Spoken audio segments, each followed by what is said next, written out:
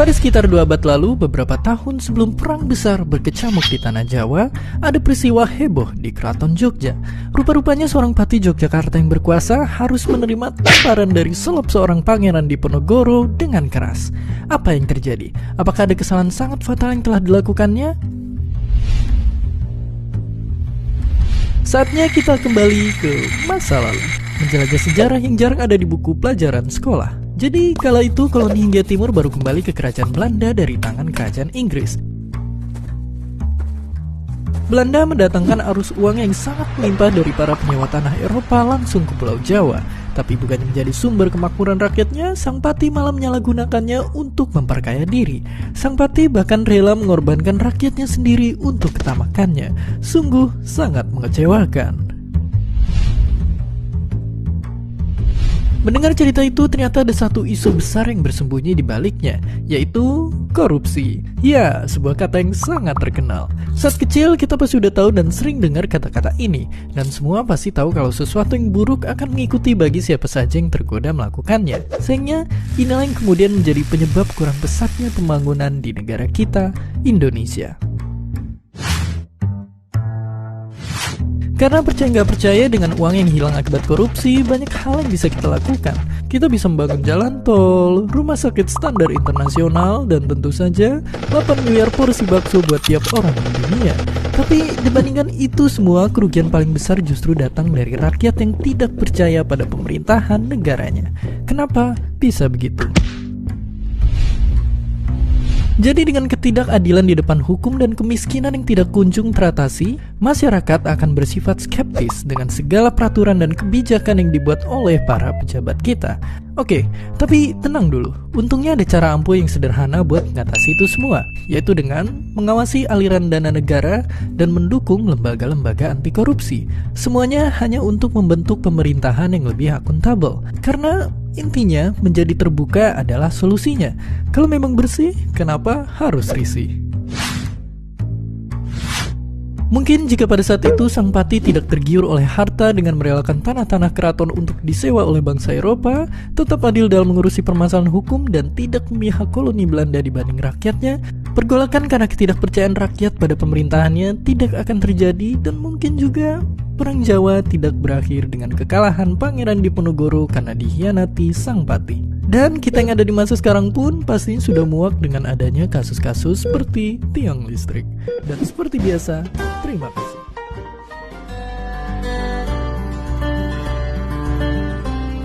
Setia Novanto tak lagi berstatus tersangka dalam kasus dugaan korupsi KTP elektronik setelah Hakim Pengadilan Negeri Jakarta Selatan mengabulkan gugatan pra-peradilannya. Penetapan Novanto sebagai tersangka oleh KPK dinilai tidak sesuai prosedur oleh Hakim Tunggal Cepi Iskandar. Namun ini bukan kali pertama Novanto lolos dari jerat hukum. Tercatat sejak 1999 Novanto telah berurusan dengan sejumlah kasus hukum berbeda, namun tak satu pun berujung bui. Kasus pertama yang memunculkan nama Novanto ada skandal Bank Bali senilai 904 miliar rupiah pada tahun 1999. Dalam kasus ini, Novanto dan sejumlah politisi Partai Golkar yang menduduki jabatan strategis di pemerintahan juga Wakil Direktur Utama Bank Bali bersekongkol agar BI dan BPPN sepakat mengucurkan dana kepada Bank Bali sebesar 905 miliar rupiah.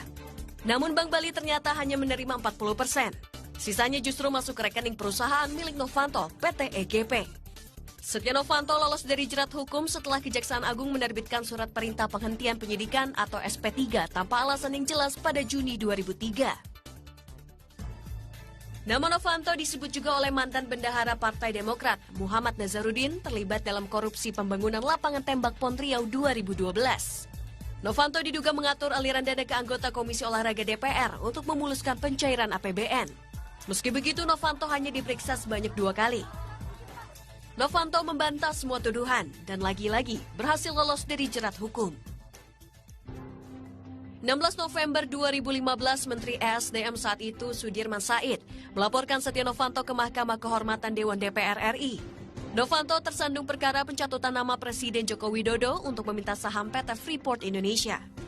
Pencatutan nama Presiden Jokowi ini direkam oleh Direktur PT Freeport Indonesia, Maruf Syamsuddin. Rekaman dan transkrip percakapan antara Novanto, pengusaha Riza Khalid, dan Maruf pun diperdengarkan dalam sidang MKD DPR. Drama kasus ini pun dikenal dengan sebutan Papa Minta Saham. Setelah sidang MKD menyatakan kedua DPR Setia Novanto bersalah, 16 Desember 2015 Novanto mengundurkan diri dari jabatan Ketua DPR. Namun pesona Setia Novanto seakan tak pudar meski deretan skandal melibatkan namanya. Ia kembali jadi Ketua DPR pada November 2016. Licinya Novanto ditepis lembaga anti korupsi ICW. Indonesia Corruption Watch optimis kasus Novanto terkait korupsi KTP elektronik belum masuk babak akhir. KPK masih bisa menetapkan sang Ketua DPR sebagai tersangka lagi dengan sprindik baru. Pasalnya, kesaksian sejumlah terdakwa di pengadilan yakin ada peran Setia Novanto dalam kasus IKTP. Sebetulnya KPK tinggal menetapkan kembali yang bersangkutan sebagai tersangka, gitu. Semudah itu seharusnya. Karena apa? Karena ini juga bukan kali pertama sebetulnya pra-peradilan kemudian memenangkan atau mengabulkan permohonan dari tersangka, gitu ya, untuk mencabut status tersangkanya.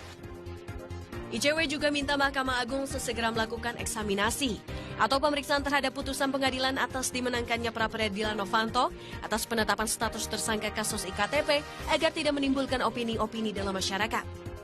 Tim Liputan melaporkan untuknya. Kasus korupsi mega proyek IKTP yang turut melibatkan Setia Novanto terus bergulir. Setia Novanto disangka melakukan tindak pidana korupsi dalam pengadaan proyek IKTP tahun 2011-2012 pada Kementerian Dalam Negeri. Tanggal 17 Juli, KPK akhirnya menetapkan Setia Novanto sebagai tersangka. Usai ditetapkan sebagai tersangka, Setnov mendaftarkan gugatan pra-peradilan. Status tersangkanya pun gugur setelah dikabulkan oleh Hakim Cepi Iskandar. Tak patah arang, 31 Oktober KPK menerbitkan sprindik atas nama Setia Novanto. KPK pun kembali menetapkan Setia Novanto sebagai tersangka untuk kedua kalinya pada 10 November 2017. Beberapa kali dipanggil untuk memberikan keterangan, Setia Novanto berkali-kali mangkir dengan berbagai alasan, mulai dari sakit hingga kunjungan kerja. Akhirnya 15 November KPK mendatangi kediaman Setia Novanto untuk melakukan penjemputan paksa. Sayangnya, Setnov tak berada di rumah. Setnov justru mengalami kecelakaan 1 hari setelahnya. Tak mau kecolongan lagi, KPK akhirnya menahan Setnov. Setnov pun kembali mendaftarkan gugatan pra-peradilan untuk membatalkan status tersangkanya. Sidang pra-peradilan Setnov Jilid 2 akhirnya digelar 30 November lalu. Namun, sebelum sidang pra-peradilan Setnov kembali digelar Kamis pagi, KPK lebih dulu melimpahkan berkas perkara Setnov ke Pengadilan Tipikor Jakarta Pusat. Dengan pelimpahan berkas ini, gugatan pra-peradilan Jilid 2 Setia Novanto terancam batal.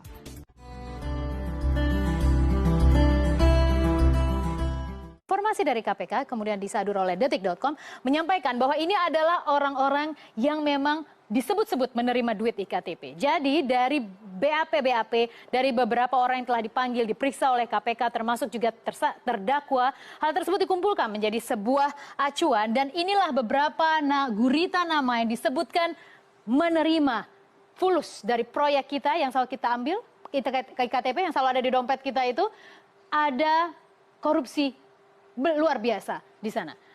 Dalam beberapa kesaksian yang hadir di persidangan, beberapa dari nama ini membantah bahwa mereka menerima. Persidangan nanti akan menentukan. Tapi selintas saja, saya ingin kamera lebih dekat untuk memperlihatkan bagaimana plasma ini terlihat. Anda lihat logo-logo partai beraneka rupa, beraneka warna. Jadi ternyata secara berjamaah dan kali ini agak kompak ya. Biasanya kan kalau partai politik itu suka oposisi gitu, apalagi untuk menentukan sebuah target-target tertentu ataupun pemimpin-pemimpin di titik tertentu. Tapi kali ini kompak ya, jarang-jarang gitu. Kita lihat mereka kompak. Kompaknya apa? Diduga mereka menerima proyek ataupun dana proyek IKTP. Kita lihat siapa-siapa aja namanya. Gamawan Fauzi. Gamawan Fauzi merupakan Menteri Dalam Negeri era kepemimpinan Presiden Susilo Bambang Yudhoyono. Kita lihat berapa dugaan yang diterima oleh Gamawan Fauzi, 4,5 juta plus 50 juta. 4,5 juta dolar Amerika. Pada tahun 2010, 2012, 2011 tersebut merupakan angka yang luar biasa.